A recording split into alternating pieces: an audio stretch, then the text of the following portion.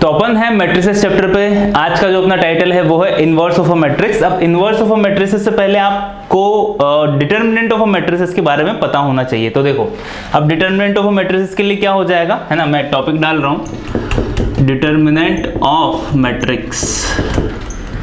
तो कंडीशन क्या हो जाएगी, कंडीशन ये हो जाएगी स्क्वायर मैट्रिसेस होनी चाहिए। अगर स्क्वायर मैट्रिसेस हुई तो उसी का तो डिटरमिनेंट निकाल सकते हो। रेक्टेंगुलर का थोड़ा ना डिटरमिनेंट निकलेगा, 2x3 का, 3x4 का, इसका थोड़ा ना डिटरमिनेंट निकल सकता है।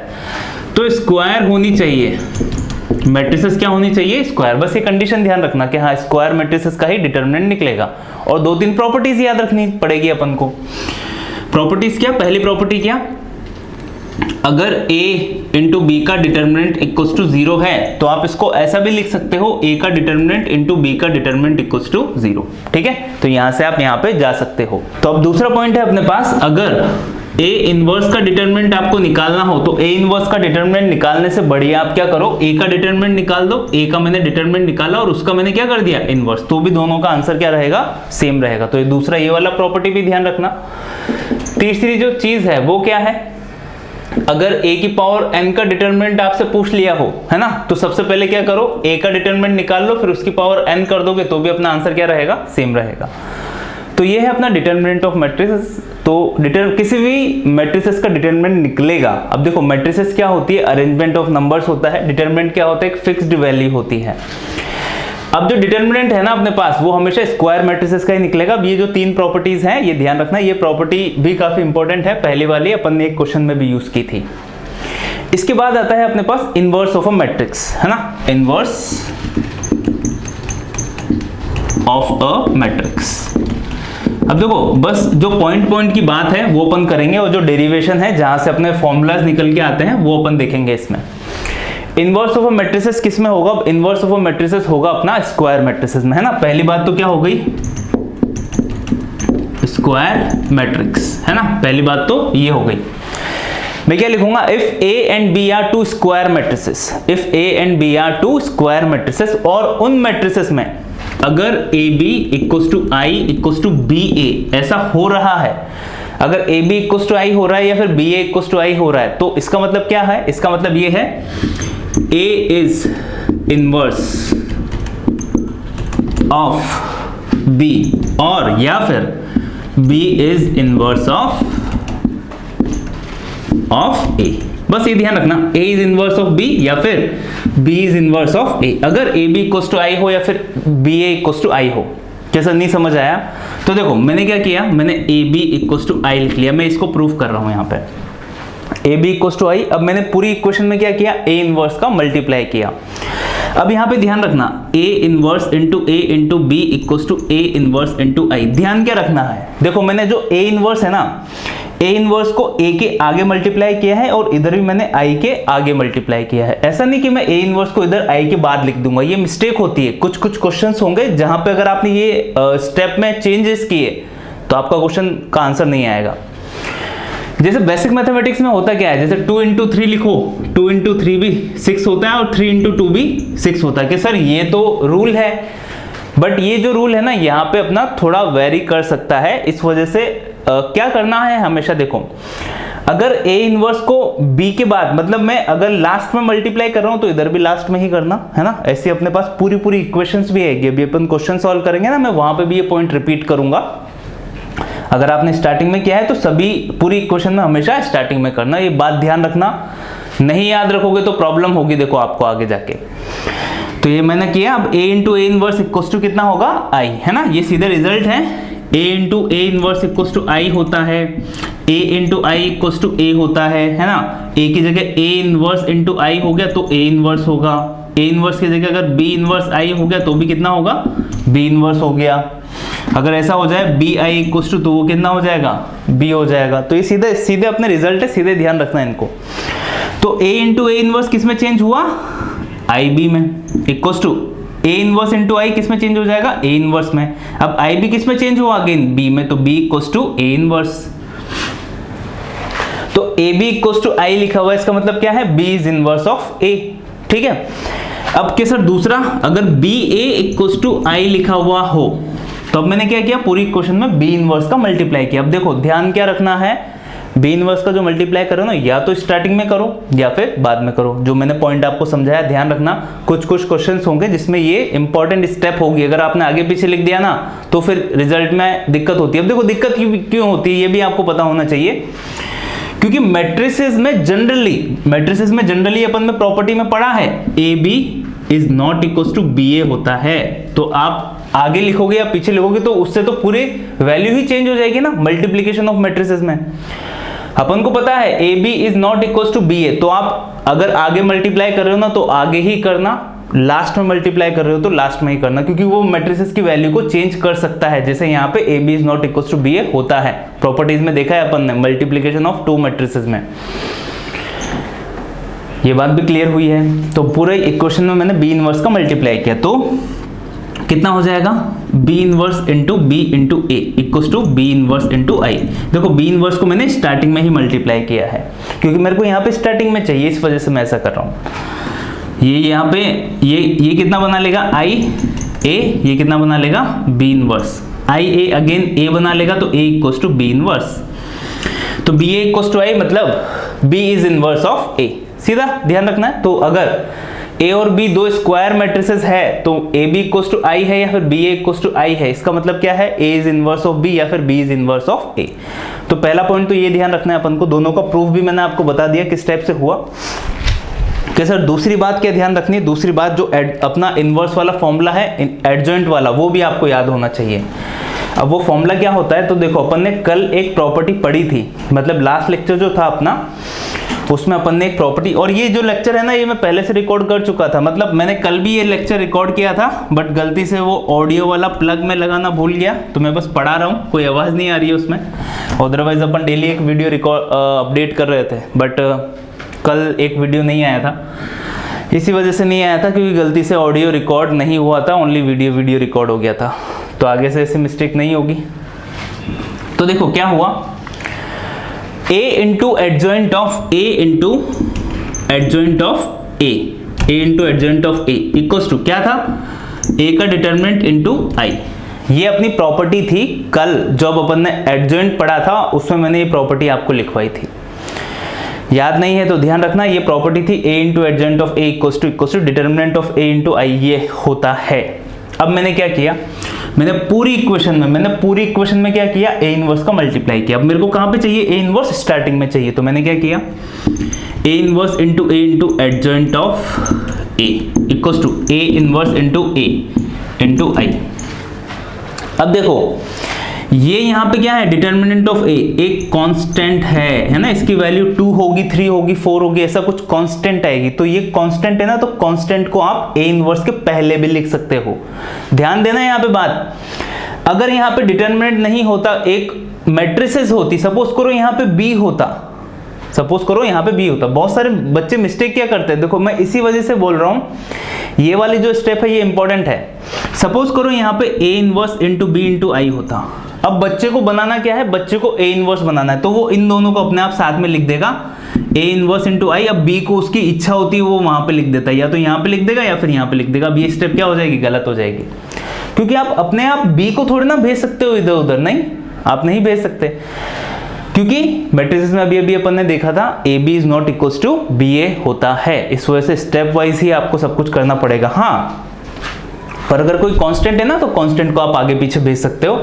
तो मेरे को पता है यहाँ पे जो अपना डिटरमिनेंट ऑफ ए है ये कांस्टेंट है, तो मैं इसको पहले लिख दूंगा और ए इनवर्स आई को साथ में लिख दूंगा। Now here A inverse into A कितना हो जाएगा, I into adjoint of A equals to determinant of A को मैंने पहले लिखा, ए इनवर्स इंटू आई। अब ये अगेन क्या बना लेगा, ए इनवर्स, तो I into adjoint of A, I into adjoint of A क्या हो जाएगा, एडजॉइंट ऑफ ए। कैसे हुआ सर ये, जैसे a इंटू आई ए होता है, सिमिलर वे में एडजॉइंट ऑफ a इंटू आई भी कितना होगा, एडजॉइंट ऑफ a ही होगा। So this is our adjoint of a। कितना हुआ ये, determinant of a into a inverse. तो यहां से a इनवर्स कितना हो जाएगा, adjoint of a upon a का डिटरमिनेंट। तो ये वाला फॉर्मूला भी ध्यान रखना है, इनवर्स फाइंड आउट करने वाला एक फॉर्मूला ये भी होता है। नहीं याद है तो ध्यान रखना, देखो बोर्ड में काफी पूछा जाता है, एडजॉइंट के माध्यम से आपको किसकी वैल्यू फाइंड आउट करनी रहेगी, इनवर्स की। तो इंपॉर्टेंट रिजल्ट है, ध्यान रखना किस स्टेप से फाइंड आउट हुआ। वैसे ये याद रखने की जरूरत नहीं है, आप ये जो बॉक्स वाला रिजल्ट है ये भी सीधा याद रखोगे तो भी चलेगा, ठीक है। तो ये था अपना इन्वर्स ऑफ अ मैट्रिक्स, बस ये दो ही चीजें आपको ध्यान रखनी है। अब इन्वर्स फाइंड आउट कैसे करते हैं, क्वेश्चन किस स्टेप से आते हैं, उसके लिए बहुत सारे क्वेश्चंस अपन सॉल्व करेंगे तो आपको सब समझ आ जाएगा। अभी के लिए जितना बताया है उतना ध्यान रखना। दो फॉर्मूलाज बताए इन्वर्स निकालने के लिए, ए बी इक्वल्स टू आई या बी ए इक्वल्स टू आई। अगर ए बी का इन्वर्स है या फिर बी ए का इन्वर्स है, ए बी का इन्वर्स हुआ तो बी ए इक्वल्स टू आई हो जाएगा, बी ए का इन्वर्स हुआ तो ए बी इक्वल्स टू आई हो जाएगा, ठीक है। बेसिक ये पढ़ा है अपन ने। और दूसरा क्या पढ़ा था, किसी भी मैट्रिसेस का इन्वर्स निकालने के लिए फॉर्मूला क्या है, सीधा फॉर्मूला हो जाता है A inverse equals to adjoint of A upon A का डिटरमिनेंट। ये फॉर्मूला ही पढ़ लिया अपन ने। अब देखो यहाँ पे एक चीज और रिजल्ट के रूप में अगर आप याद रखो तो ज्यादा बेहतर है। अपना फॉर्मूला क्या निकल के आया था, फॉर्मूला आया था अपना पास A inverse equals to adjoint of A upon A का डिटरमिनेंट। अब सपोज करो ए का डिटरमिनेंट 0 हो गया, ए का डिटरमिनेंट 0 हो गया तो ए इनवर्स की वैल्यू क्या हो जाएगी, नॉट डिफाइन, इनफाइनाइट आ जाएगी। तो मतलब ए का डिटरमिनेंट क्या नहीं चाहिए, 0 नहीं होना चाहिए। अब उसके लिए कौन सी मैट्रिसेस थी या डिटरमिनेंट था, है ना। अपन ने दो डिटरमिनेंट पढ़े थे, सिंगुलर और नॉन सिंगुलर, या सिंगुलर और नॉन सिंगुलर अपने पास मैट्रिसेस थी। तो सिंगुलर और नॉन सिंगुलर में होता कौन सा था, अब देखो मैंने आपको बोला ही था, उसमें कंफ्यूजन हो जाता है। जैसे 4 दिन निकलेंगे ना, आप भूल जाओगे कि सिंगुलर में डिटरमिनेंट इक्वल्स टू 0 था या नॉन सिंगुलर में डिटरमिनेंट इक्वल्स टू 0 था। मैंने याद रखने का तरीका आपको बताया था, कैसे, नॉन सिंगुलर, अब नॉन आ रहा है ना आगे, तो ये क्या होगा, नॉट इक्वल्स टू 0। तो इसमें जो डिटरमिनेंट की वैल्यू होती है वो क्या होती है, नॉट इक्वल्स टू 0। जो सिंगुलर है उसमें क्या होता है, determinant of A equals to 0। अब मतलब ए जो है कौन सी मैट्रिसेस होनी चाहिए, नॉन सिंगुलर, ठीक है। तो एक रिजल्ट स्टार लगा के ये भी लिख लेना। तो इनवर्स उसी मैट्रिसेस का निकलेगा जो कि अपनी एक नॉन सिंगुलर मैट्रिसेस है, ठीक है। अब कुछ प्रॉपर्टीज है, जैसे देखो पहली प्रॉपर्टी क्या है इनवर्स फाइंड आउट करने के लिए, अगर आपने ए इनवर्स का भी इनवर्स निकाल लिया तो फिर से ए मिल जाएगा। सेम टू सेम ट्रांसपोज वाली प्रॉपर्टी है, जैसे ए के ट्रांसपोज का भी ट्रांसपोज कितना आ गया था, फिर से ए आ गया था। सिमिलरली ये जो प्रॉपर्टी है इनवर्स में भी अप्लाई होती है। ए इंटू बी का इनवर्स तो बी का इनवर्स इंटू ए का इनवर्स, तो ये प्रॉपर्टी जो है अपने पास ए इंटू बी का ट्रांसपोज तो बी का ट्रांसपोज इंटू ए का ट्रांसपोज, ये अपन ने किसमें भी पढ़ी हुई है, अपन ने ये ट्रांसपोज में भी है। तो ये सेम टू सेम ट्रांसपोज की जगह इनवर्स आ गया और कुछ नहीं हुआ है। ए के ट्रांसपोज का इनवर्स निकालना है तो ए का इनवर्स निकाल लो, उसके बाद उसका ट्रांसपोज कर दो, वैल्यू सेम होगी, ये भी ध्यान रखना। ए की पावर एन का इनवर्स निकालना है तो ए का इनवर्स निकाल लो, उसकी पावर एन कर दो, वो भी वैल्यू सेम होगी, ये भी ध्यान रखना। तो ये फोर्थ प्रॉपर्टी है। फिफ्थ प्रॉपर्टी क्या है, diagonal of a1 into a2 into a3 up to an का इनवर्स जो है वो किसके इक्वल हो जाएगा, सीधा डायगोनल ऑफ a1 का इनवर्स, a2 का इनवर्स, a3 का इनवर्स। अब देखो इसका मतलब क्या है, मतलब जो डायगोनल मैट्रिसेस है ना अपनी, जैसे एक एग्जांपल भी लिखा हुआ है, ये डायगोनल मैट्रिसेस है a, b और c, बाकी सारे एलिमेंट 0 हैं, तो इसका इनवर्स कितना हो जाएगा, 1/a, 1/b, 1/c, सीधा ही हो जाएगा। तो अगर ऐसे n वाली होती, जो सपोज करो ऐसा हो गया a इक्वल्स टू a1 0 0 0, 4 वाली बना लेते हैं अपन, 0 a2 0 0 0 0 a3 0 0 0 0 a4, ये एक डायगोनल मैट्रिसेस है 4 क्रॉस 4 की। अगर इसका इनवर्स निकालना हो आपको तो सीधा क्या करना, जो डायगोनल एलिमेंट्स है उसमें इनवर्स कर देना, मतलब a1 का इनवर्स मतलब 1/a, 1/a 0 0 0 0, 1/a1 a2 0 0, 1/a3 0 0 0 0, 1/a4, ठीक है। और ये देखो अब ऐसा नहीं होता, बहुत सारे बच्चे क्या समझते हैं कि सर इसमें ऐसा हुआ ना, तो अब अगर a ऐसा आ गया 2 4 5 6, अगर किसी ने इनवर्स पूछ लिया तो मैं ऐसा लिख दूं क्या सर 1/2 1/4 1/5 1/6, नहीं, ये सरासर गलत है। अगर आपने ऐसा किया तो मैथमेटिक्स का आप अपमान करोगे, ठीक है। तो ये वाला जो इनवर्स है, इनवर्स ऑफ अ मैट्रिसेस है ना, ध्यान रखना, नॉर्मल वाला इनवर्स नहीं है। जैसे 2 की पावर -1 1/2 होता है ना, वैसा वाला इनवर्स नहीं यूज कर रहे हैं अपन यहाँ पे।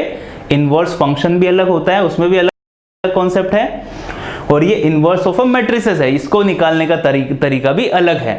कि सर चलो अगर आप ऐसा नहीं करूं तो मैं कैसे करूं, तो इसका अपन ने फॉर्मूला बताया ना, क्या फॉर्मूला बताया मैंने, A inverse equals to adjoint of A upon A का डिटर्मिनेंट, ये फॉर्मूला बताया, ये यूज करो तो अपना आंसर आएगा। कि सर एडजॉइंट ऑफ ए कैसे निकालेंगे, तो एडजॉइंट ऑफ लास्ट लेक्चर अगर नहीं देखा है तो देखना, क्या किया था उसमें, पहले हर एक एलिमेंट का कोफैक्टर एलिमेंट से एक डिटरमिनेंट बनाओ, फिर उसका ट्रांसपोज करो, तो उसको अपन क्या बोलेंगे, एडजॉइंट ऑफ ए, फिर उसमें क्या करना है, ए के डिटरमिनेंट का डिवाइड कर दो, तो अपने पास क्या निकल के आएगा, ए इनवर्स, तो वो भी एक मैट्रिसेस होगी, बट ऐसे मत निकाल देना है ना, ये ध्यान रखना, ऐसे नहीं निकालना है।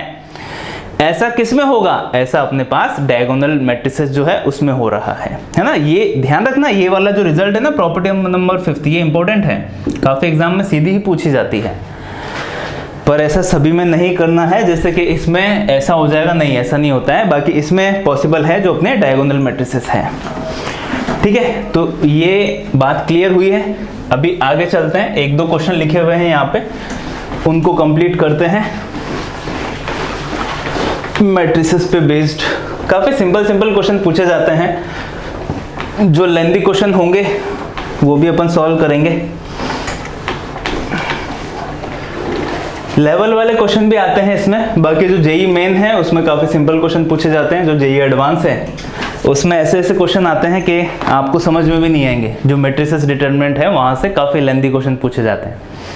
पहला क्वेश्चन देखो, इनवर्स है, ऐसे क्वेश्चन पूछे जाते हैं, तो देखो जैसा मैंने बोला आपको, क्वेश्चन क्या आ गया, A square plus A minus I equals to 0 है, तो ए इनवर्स की वैल्यू पूछ ली आपसे क्या होगी, तो काफी सिंपल कैटेगरी का क्वेश्चन है। किस टाइप से सॉल्व करना है, ए इनवर्स की वैल्यू पूछी है ना, तो पूरी इक्वेशन में मैंने क्या किया, ए इनवर्स का मल्टीप्लाई कर दिया, तो A inverse into A square plus A inverse into A minus A inverse into I equals to 0। अब प्रोसीजर देख रहे हो आप, मैंने क्या किया है, ए इनवर्स ए स्क्वायर के पहले लिखा है, ए के भी पहले लिखा है, आई के भी पहले लिखा है। अगर मेरे को बाद में लिखना होता तो मैं सभी के कहाँ पे लिखता, बाद में लिखता, तो ये ध्यान रखना, ये जो स्टेप है।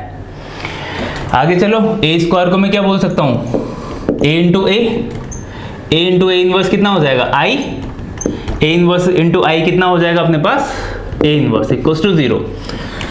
अगेन यहाँ पे जो ए इनवर्स इंटू ए है वो कितना हो जाएगा, आई, तो यहाँ पे क्या बना अपने पास, I A plus I minus A inverse equals to 0, ये कितना हो जाएगा, ए, तो A plus I equals to ये ए इनवर्स उधर गया तो ए इनवर्स, तो ये ए इनवर्स की वैल्यू आई है। ऐसे सिंपल क्वेश्चन पूछे जाते थे किसी ज़माने में, अभी बोर्ड में आते हैं, आपकी किस्मत अच्छी हुई तो आ सकते हैं कंपटीशन में।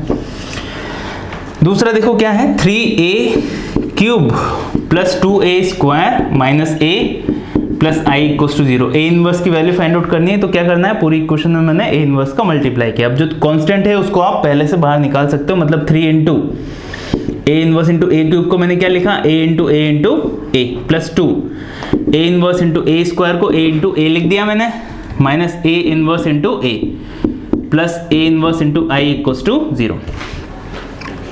ए इंटू ए इनवर्स किस में चेंज हो जाएगा, आई में, सीधी प्रॉपर्टी है, याद है अपन को, I A into A into A inverse I में चेंज हुआ तो 2 I A minus A into A inverse I में चेंज हुआ plus A inverse into I A inverse में चेंज हुआ, है ना। अब नेक्स्ट स्टेप भी मैं एक ही साथ लिख सकता था, बट समझाने की दृष्टि से मैंने इसको क्या किया है, थोड़ा प्रोसीजर वाइज में सॉल्व कर रहा हूँ। ये कितना हो जाएगा, ए अगेन, तो ए इंटू ए कितना हो गया, A square, 3a square plus ये कितना हो जाएगा, a, तो 2a minus I equals to minus A inverse, तो ए इनवर्स की वैल्यू कितनी हुई, A inverse equals to I minus 3a square minus 2a, तो ये ए इनवर्स की वैल्यू हुई। ठीक है, तो ये क्वेश्चन भी समझ आया होगा।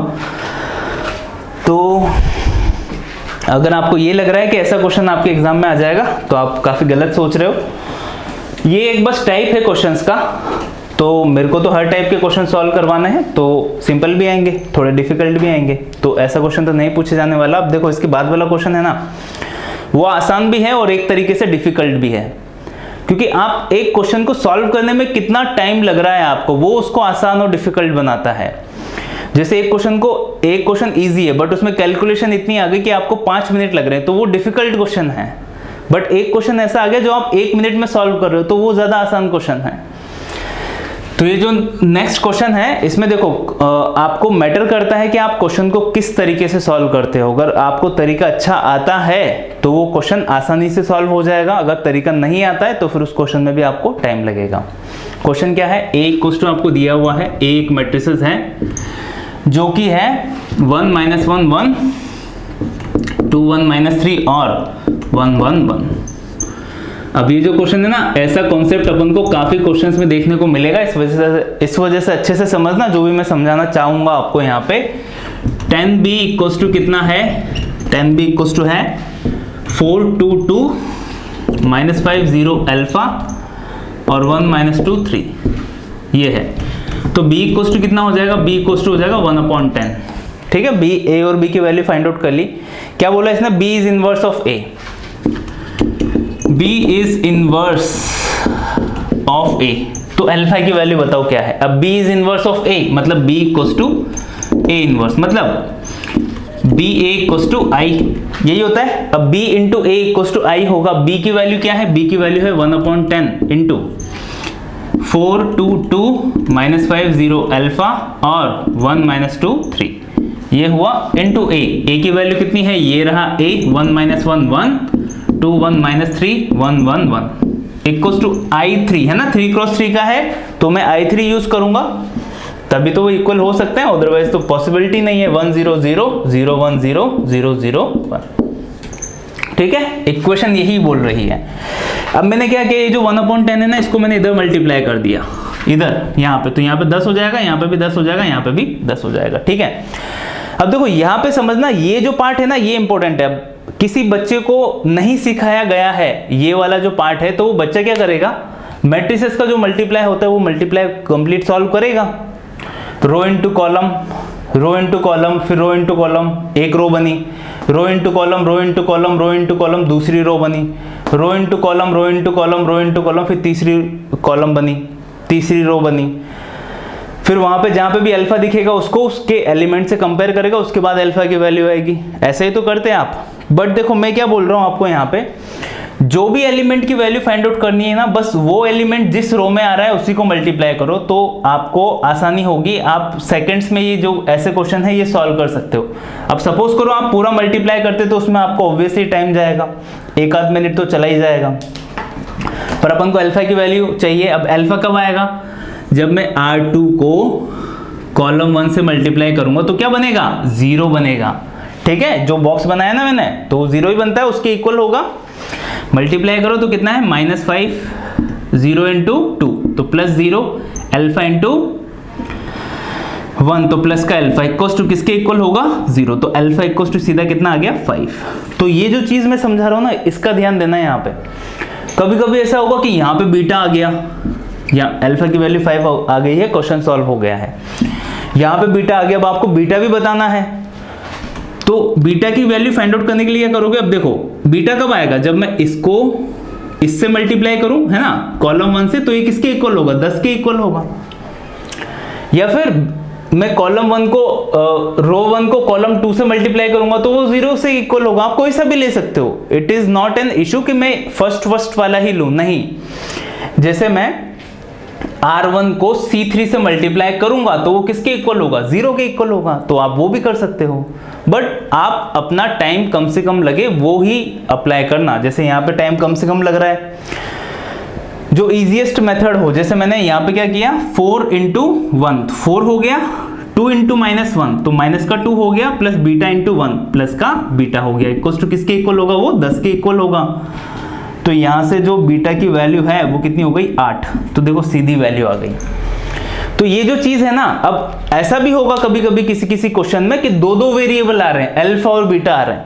जैसे यहाँ पे भी मैंने अल्फा लिख दिया और यहाँ पे भी मैंने बीटा लिख दिया, तो 2 इक्वेशन बना लो, 2 इक्वेशन को सॉल्व करके अल्फा और बीटा की वैल्यू फाइंड आउट कर लो। बट ऐसा नहीं होना चाहिए कि वो 2 इक्वेशन निकालने के लिए आपको पूरी मैट्रिसेस का मल्टीप्लाई करना पड़ रहा है, नहीं, वो टाइम कंज्यूमिंग है। तो ये जो मेथड मैंने सिखाया ना, ये सीखना, 1-2 क्वेश्चन में प्रैक्टिस करोगे अपने आप आ जाएगा।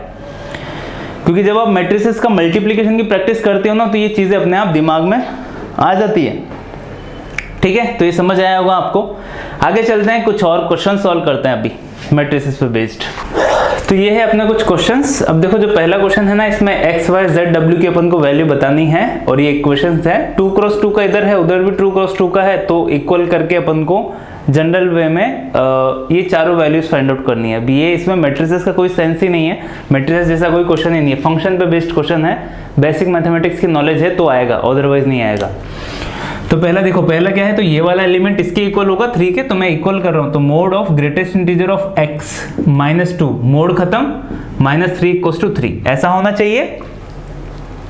अब ये 3 जो है उधर जाके 6 बन जाएगा, तो mode of greatest integer of x -2 mode = 6 हुआ। अब मोड हटा तो प्लस और माइनस दो वैल्यूज आती है, तो मोड हटा दो, तो एक बार ग्रेटेस्ट इंटीजर ऑफ x -2 = 6 होगा और एक बार ग्रेटेस्ट इंटीजर ऑफ x -2 = -6 होगा। ये उधर जाके ग्रेटेस्ट इंटीजर ऑफ x = 8 बना लेगा, मतलब x बिलोंग्स टू यहाँ पे क्या हो जाएगा 8 से लेके 9, 8 से लेके 9 में हमेशा ग्रेटेस्ट इंटीजर की वैल्यू क्या होगी 8।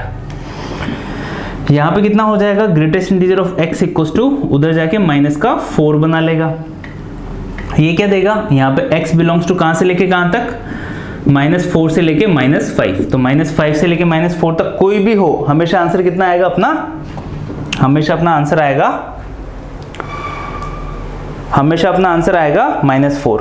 बट देखिए यहाँ पे है ना, क्योंकि अपन को छोटा पहले लिखना होता है, बड़ा बाद में लिखोगे, तो यहाँ पे -5 पहले लिखो और -4 इसके बाद में, -4 को इंक्लूड कर देना, -4 इंक्लूड है, -5 एक्सक्लूडेड है।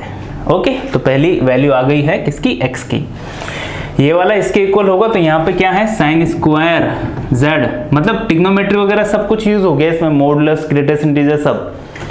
sin square z -3 sin z + 3 = 1, तो ये इधर आएगा, तो sin square z -3 sin z + 2 = 0, factors हो रहे हैं इसके, sin square z -2 sin z -sin z + 2 = 0, तो sin z कॉमन आया तो कितना बचेगा, sin z -2, माइनस का 1 कॉमन आते ही sin z -2 इधर भी, ठीक है। तो एक बार sin z = 2 होगा और एक बार sin z = 1 आएगा, तो sin z = 2 तो पॉसिबल ही नहीं है, sin x की या sin थीटा की वैल्यू -1 से 1 के बीच में वेरी करती है, 2 तो कभी हो ही नहीं सकती, ये गलत हो गया। sin z = 1 का मतलब क्या हुआ, z = general value n pi plus -1 की पावर n इंटू 1 कब होती है वैल्यू, π/2। जनरल वैल्यू मैंने लिख दी, अगर 2-4 वैल्यू या इंटरवल में पूछा गया हो तो इंटरवल में भी आप बता सकते हो, ठीक है।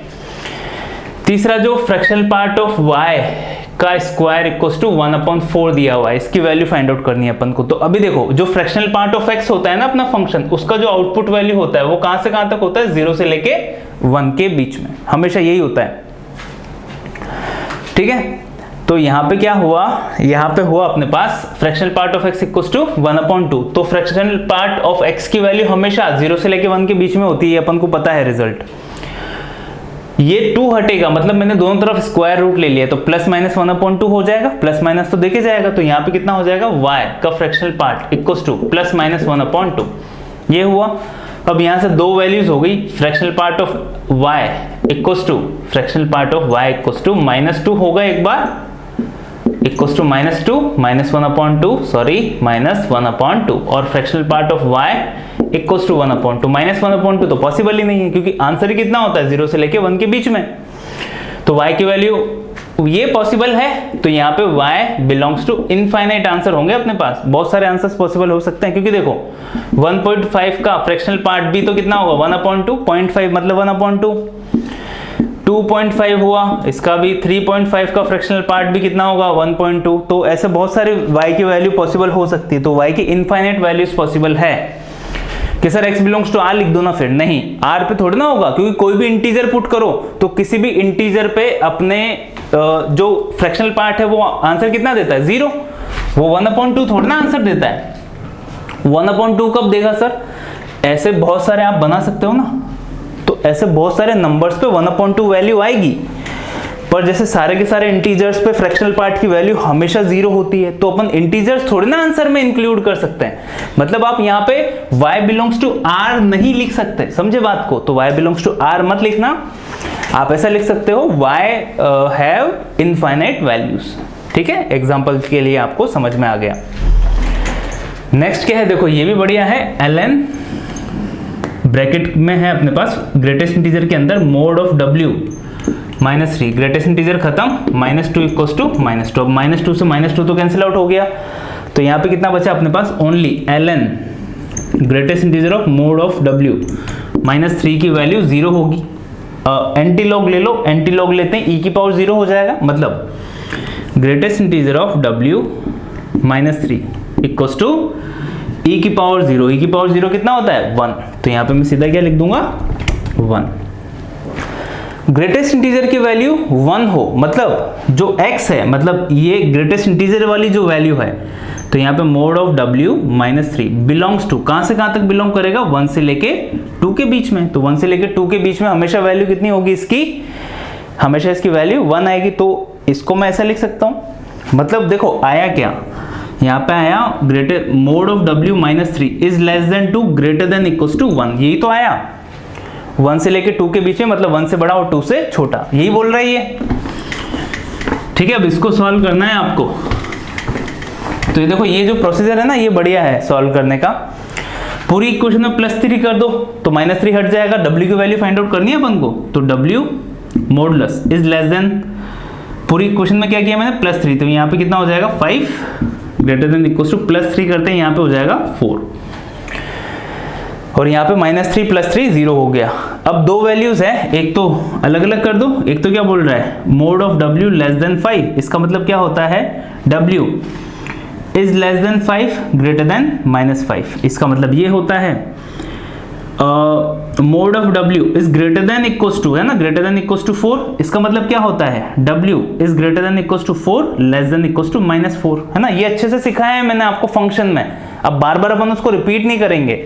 यहां से ये लिखना, ये भी मैंने आपको बताया था मॉडुलस फंक्शन में, यहां से डायरेक्ट ये लिखना, ये भी मैंने आपको सिखाया था, है ना, ज्यादा सोचना नहीं है, फटाफट से आ जाना चाहिए। अब देखो ये क्या बोल रहा है -5 से लेके 5 तक बीच में, मतलब अगर ये -5 हुआ और ये 5 हुआ, तो एक आंसर तो क्या है -5 से लेके 5 के बीच में।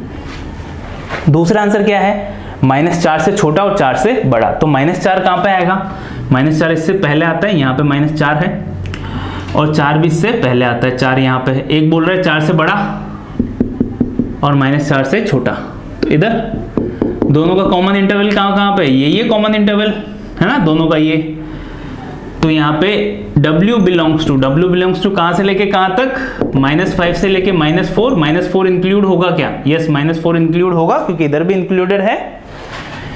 यूनियन कहां से कहां तक, 4 से लेके 5, बस ये आंसर हो गया अपना, है ना, 4 इंक्लूडेड है। तो ये अपने पास वैल्यू किसकी आई है, w की वैल्यू आई है, तो ये भी आपको समझ आया होगा क्या हुआ यहाँ पे। तो ऐसा कोई क्वेश्चन आ गया तो देखो उसमें फिर मैट्रिसेस डिटरमिनेंट तो यूज होते नहीं है, बस ये नॉलेज होनी चाहिए कि हाँ इक्वल मैट्रिसेस है तो इसका रेस्पेक्टिव एलिमेंट उसके रेस्पेक्टिव एलिमेंट के इक्वल होगा, तो बाकी तो इसमें दूसरी ही नॉलेज अपन ने यूज की है, फंक्शन की, ग्रेटेस्ट इंटीजर की, फ्रैक्शनल पार्ट की, ट्रिग्नोमेट्री की, तभी क्वेश्चन सॉल्व हुआ है। तो मैं भी ऐसा क्वेश्चन पूछा जाए जिसमें सभी चैप्टर्स यूज हों तो ध्यान रखना, बढ़िया क्वेश्चन था। नेक्स्ट देखो, नेक्स्ट सिंपल से 3 क्वेश्चन लिखे हुए हैं, फटाफट से सॉल्व कर देंगे इनको। पहला क्वेश्चन देखो, with 20 different elements how many matrices we can form, तो ऐसा अपन पहले से पढ़ चुके हैं ऐसे क्वेश्चंस। तो 20 एलिमेंट है तो सबसे पहले ऑर्डर देख लो कितने ऑर्डर पॉसिबल है। तो 20 एलिमेंट है तो 20 क्रॉस 1 या फिर 1 क्रॉस 20 या फिर 10 क्रॉस 2 या फिर 2 क्रॉस 10, और कोई पॉसिबिलिटी 4 क्रॉस 5, 4 5 जब भी 20 होता है तो 4 क्रॉस 5 भी पॉसिबल है या 5 क्रॉस 4 भी पॉसिबल है। और कोई ऑर्डर पॉसिबल है नहीं, और कोई ऑर्डर पॉसिबल नहीं है। तो रो मैट्रिक्स कॉलम मैट्रिक्स ये हो गई ना। अब यहाँ पे देखो 20 एलिमेंट एक रो में है तो उसको कितनी बार आप अरेंज कर सकते हो, फैक्टोरियल 20 टाइम्स, है ना, क्योंकि 20 अलग अलग है ना, तो इसमें कितने वेरिएशन पॉसिबल हैं। जैसे सपोज करो 3 एलिमेंट का होता तो 1 2 एंड 3, तो इसमें फैक्टोरियल 3 टाइम्स में 1 2 3 को इंटरचेंज कर सकता हूं ना अंदर के अंदर। तो ऐसे ही 20 एलिमेंट्स है तो मैं 20 टाइम्स उसको अंदर के अंदर इंटरचेंज कर सकता हूं।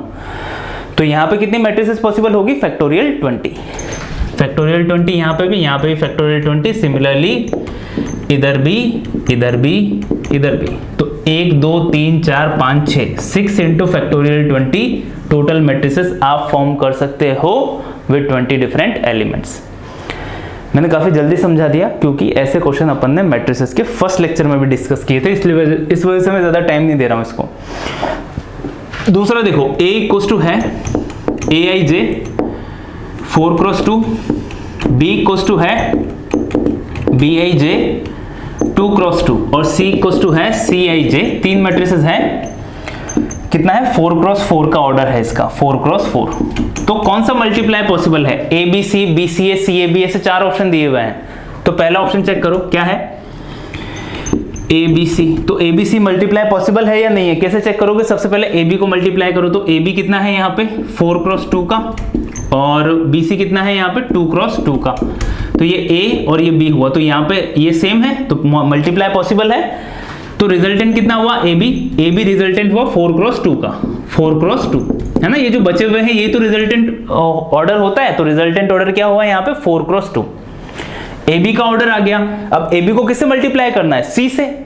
तो इसको मैंने C से मल्टीप्लाई किया, C का ऑर्डर क्या है 4x4। अब ये C का ऑर्डर, अब देखो ये दोनों सेम नहीं है तो यहाँ पे गलत हो गया ये, मतलब ABC multiplication is not possible. समझ आया आपको क्या किया? तो अगर ऐसा कोई क्वेश्चन आए तो आपको स्टेप से चेक करना है। दूसरा ऑप्शन क्या दिया हुआ है ACB।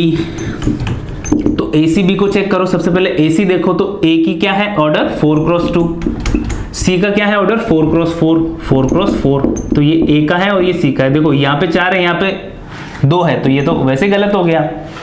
फर्स्ट मैट्रिसेस का column equals to second matrices की रो होगा, तभी तो मल्टीप्लाई पॉसिबल होगा रो इनटू कॉलम। सीखा हुआ है अपन ने मल्टीप्लिकेशन ऑफ टू मैट्रिसेस में। तीसरा ऑप्शन क्या दिया हुआ है? तीसरा ऑप्शन है अपने पास CAB। तो CAB, C है यहाँ पे 4x4 C और है ना, पहले मैं इन दोनों को मल्टीप्लाई कर रहा हूँ। A कितना है? A है 4x2, 4x2 ये है A, तो ये दोनों सेम है। रिजल्टेंट कितना हो जाएगा CA का रिजल्टेंट होगा 4x2, 4x2, 4x2। अब B का ऑर्डर कितना है 2x2, तो B है अपने पास 2x2 का, तो यहाँ पे ये दोनों सेम है, मतलब मल्टीप्लिकेशन पॉसिबल होगा। तो अब रिजल्टेंट क्या हो जाएगा CAB। अब उसका ऑर्डर कितना हो जाएगा 4x2, 4x2। ठीक है, तो करेक्ट ऑप्शन कौन सा है यहाँ पे? करेक्ट ऑप्शन है अपने पास CAB। तो देखो ऐसे क्वेश्चन पूछे जाते हैं, ऐसे क्वेश्चन आते हैं एग्जाम में। अब अपन ने तो ये बेसिक 3 मैट्रिसेस के लिए है, वो 5 मैट्रिसेस के लिए भी दे सकता है, तो उसमें थोड़ा सा टाइम जाता है अपना एक एक ऑप्शन चेक करने में। बट जब आप प्रैक्टिस करोगे ना तो फटाफट से हो जाएगा, वो देखते से आप बता सकते हो। तो अगर ऐसा कोई क्वेश्चन आया तो आप सॉल्व कर सकते हो। इसके बाद देखिए जो नेक्स्ट क्वेश्चन है अपना वो है 2x, ये तो बोर्ड लेवल का क्वेश्चन है। 2x3 2x2 का 1 2 -3 और 0, और यहाँ पे x और 3। x की वैल्यू बतानी है, इक्वल्स टू 0 है।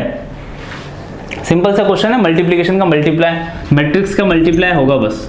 तो देखो इसका ऑर्डर कितना है, एक रो है 1x2, इसका ऑर्डर कितना है 2x2। 2 और 2 सेम है तो मल्टीप्लिकेशन पॉसिबल होगा इन दोनों में।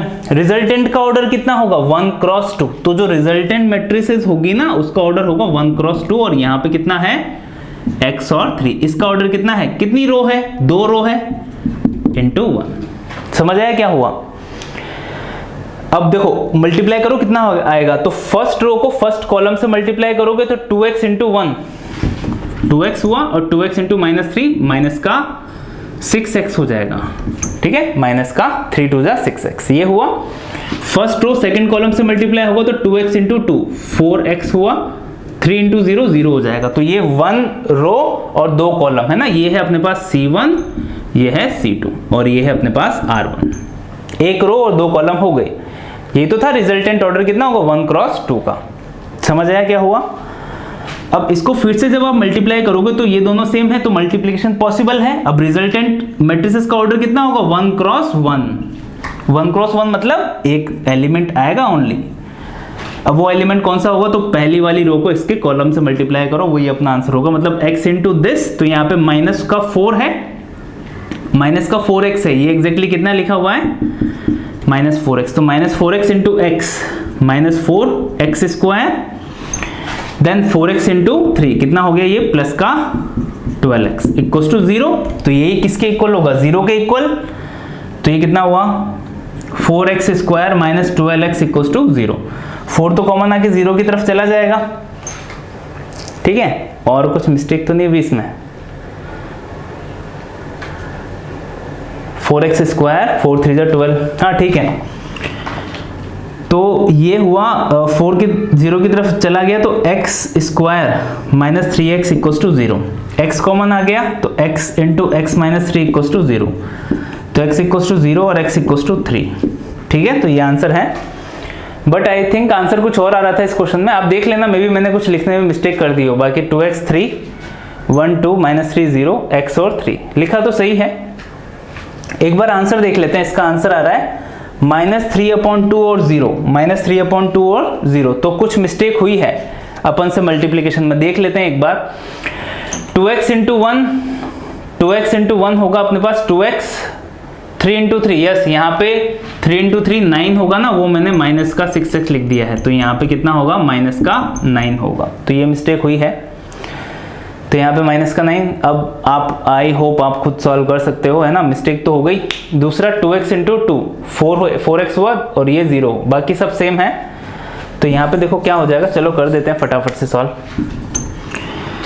ये जब x से मल्टीप्लाई हुआ तो यहाँ पे हुआ अपने पास 2x स्क्वायर माइनस 9x, और जब ये 4x इससे मल्टीप्लाई होगा तो ये हो जाएगा प्लस का 12x इक्वल टू 0। तो अभी इक्वेशन क्या हो जाएगी, अभी इक्वेशन हो जाएगी अपने पास 2x स्क्वायर प्लस का 9 में से 12 गए तो अपने पास 3x बचेगा, 3x equal to 0। x common आया 2x प्लस 3 इक्वल टू 0, तो x इक्वल टू 0 और x इक्वल टू माइनस 3/2, ठीक है। तो आ गया आंसर दोनों के दोनों।